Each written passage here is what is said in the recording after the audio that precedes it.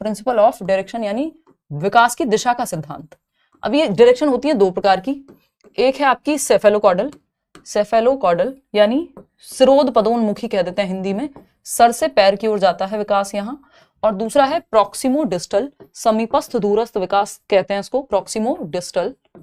ठीक है, अब ये जो शिवानी की बच्ची के बारे में बात हो रही है, तो वो पहले अपना सर संभालना सीख रही है, फिर गर्दन, फिर पैरों की तरफ जा रहा है विकास, यानी हेड टू टो, खोपड़ी से पैर के अंगूठे की तरफ या नीचे की तरफ, लॉन्गिट्यूडिनल भी कह देते हैं इसको, लंबवत कह देते हैं। ठीक है, लॉन्गिट्यूडिनल, लंबवत। ठीक है, ठीक, हेड टू टो, सर से पैर की ओर, हेड टू टो। ठीक, बात सही है नहीं? तो सेफेलोकॉडल सिरोध पदोन्मुखी, पहले सर पे कंट्रोल, बाकी गर्दन पे और फिर नीचे की तरफ, सिरोध पदोन्मुखी, पद सर से पद की तरफ, बेसिकली खोपड़ी से पैरों की तरफ। बात सही है।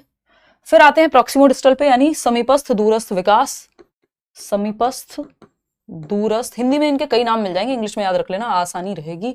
समीपस्थ दूरस्थ विकास होता है समीप से दूर की ओर, नियर टू फार बोलते हैं। नियर किसके? सेंटर के, बॉडी के, सेंटर टू एक्सट्रीमिटीज।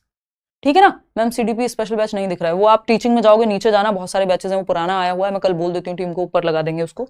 ठीक, तो अगर हम बात करें यहां पर, तो सर से पैर नियर टू फार, अब लास्ट में बात करना है यार बैच की, नियर टू फार, डिस्टर्बेंस हो रहा है, नियर टू फार यानी समीप से दूर की ओर। समीप क्या है? सेंटर है बॉडी का।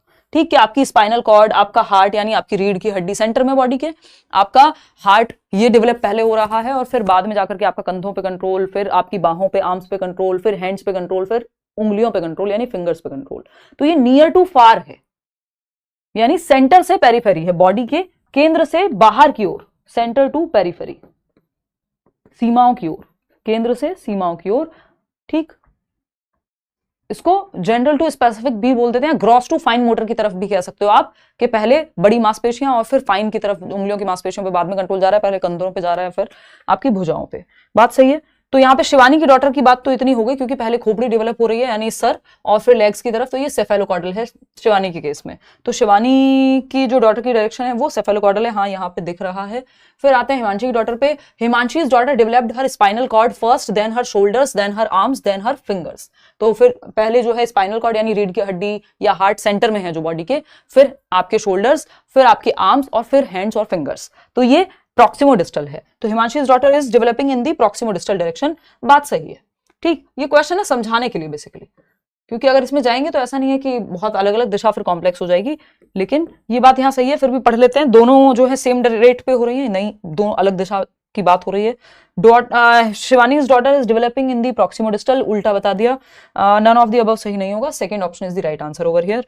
आगे बढ़ेंगे नेक्स्ट क्वेश्चन पे। क्वेश्चन नंबर 9 देखिएगा, क्वेश्चन नंबर 9 देखिएगा और जवाब दीजिएगा।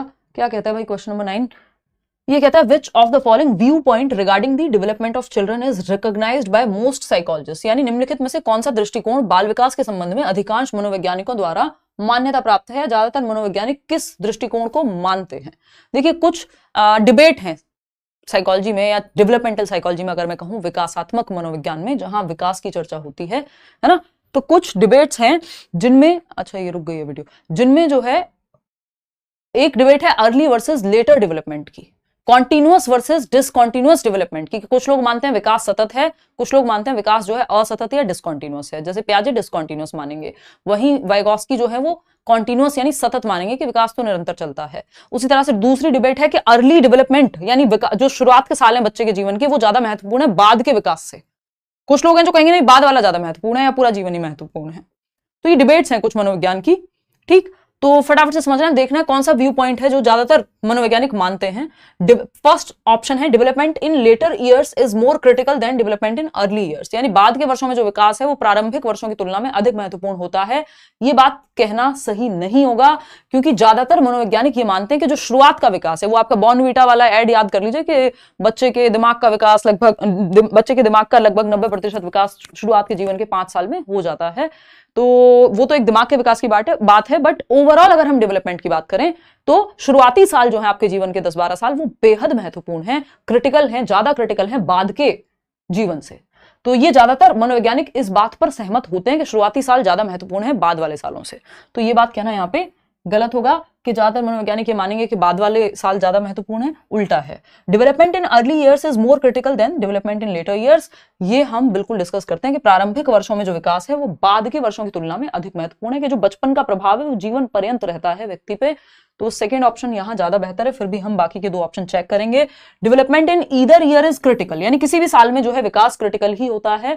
बट ये दो बहस हैं और ज्यादातर मनोवैज्ञानिक शुरुआती सालों के पक्ष में है। फोर्थ ऑप्शन है development is the summation of heredity and environment, यानी विकास आनुवंशिकता और पर्यावरण का योग है।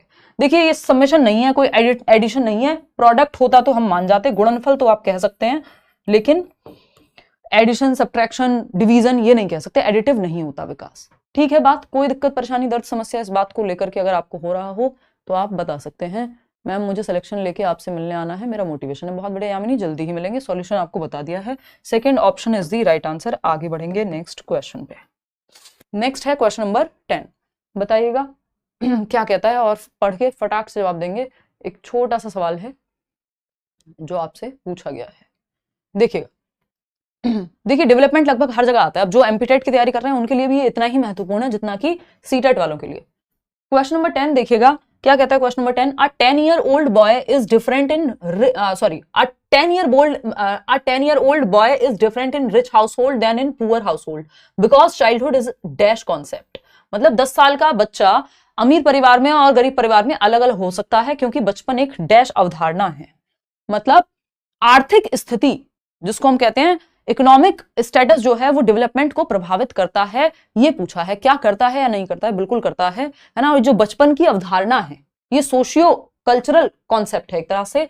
तो यहाँ पे बात हो रही कल्चरल यानी सिर्फ सांस्कृतिक अवधारणा है। तो संस्कृति तो सेम हो सकती है, भारत में भी होकर के, एक स्टेट में होकर के भी, एक शहर में होकर भी 10 साल का बच्चा, मान लीजिए 2 ट्विन बच्चे हैं, ट्विन्स हैं बेसिकली, जुड़वा बच्चे हैं, और एक अमीर परिवार में बड़ा होता है और एक गरीब परिवार में, तो बचपन डिफरेंट होगा। हो सकता है वो 10 साल का बच्चा जो एक गरीब परिवार में बड़ा हो रहा है, या स्थिति वैसी है जो आप रोड पे कई बार बच्चों को देखते हैं जो बलून बेच रहा है, तो वो गुब्बारे बेचने वाला बच्चा हो सकता है बहुत हद तक जल्दी बड़ा होता हुआ आपको नजर आए उस बच्चे के मुकाबले जिसको दूध का ग्लास भी 5वीं क्लास में भी हाथ में ही मिल रहा है और 10वीं क्लास तक भी मिल रहा है, बजाय कि उस बच्चे के जो सुबह निकलता है जिसके पैर में चप्पल नहीं है। तो बचपन कई बार सोशियो कल्चरल कंस्ट्रक्ट के रूप में देखा जाता है। जो कॉन्टेम्परेरी थियरिस्ट हैं वो कहते हैं कि बचपन अलग अलग लोगों के लिए अलग अलग हो सकता है ना। तो ये सोशियो कल्चरल कॉन्सेप्ट के रूप में इसको देखते हैं हम। सामाजिक सांस्कृतिक अवधारणा है, जिस समाज और जिस संस्कृति में रह रहे हैं बचपन की परिभाषा बदल जाती है। समझ पा रहे हो? स्टेजेस जो है कि विकास इस तरह से होगा वो एक अलग कहानी है, बट बचपन यानी चाइल्डहुड एज अ कॉन्सेप्ट एक सोशियो कल्चरल कॉन्सेप्ट है एक तरह से देखें तो ये बात एकदम सही है। डिफरेंट फॉर डिफरेंट पीपल नहीं, ये यहां पे कहना गलत होगा। ब्रॉड है नहीं, ये इस तरह क्वेश्चन पूछा भी जा चुका है 10th का थर्ड। अब है आपका 11th क्वेश्चन, थोड़ा सा लेंदी है बट पढ़ करके जवाब देंगे तो आंसर निकल जाएगा अगर आपने डेवलपमेंट का कॉन्सेप्ट ठीक से पढ़ा है तो। देखिएगा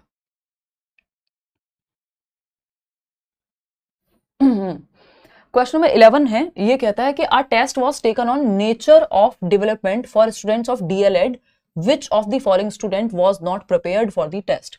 यानी एक टेस्ट बनाया गया कि विकास की प्रकृति, यानी डीएलएड में जब आप डिप्लोमा इन एलिमेंट्री एजुकेशन करते हैं तो विकास की प्रकृति यानी विकास चैप्टर पढ़ते हैं आप, ग्रोथ एंड डेवलपमेंट। तो विकास जो वृद्धि एवं विकास की बात है, नेचर कैसा है डेवलपमेंट का, इसको लेकर के एक टेस्ट कंडक्ट हुआ है आपकी टीचिंग ट्रेनिंग के टाइम पे। निम्नलिखित में से कौन सा छात्र इस परीक्षा के लिए तैयार नहीं था, यानी किसने सही जवाब नहीं दिया। सिंपल देखना है, 3 बच्चे हैं यहाँ पे। क्वेश्चन क्या है पहले ये पढ़ लो। Write any 2 points on the nature of development, यानी विकास की प्रकृति पे कोई भी 2 बिंदु या 2 पॉइंट लिखने हैं।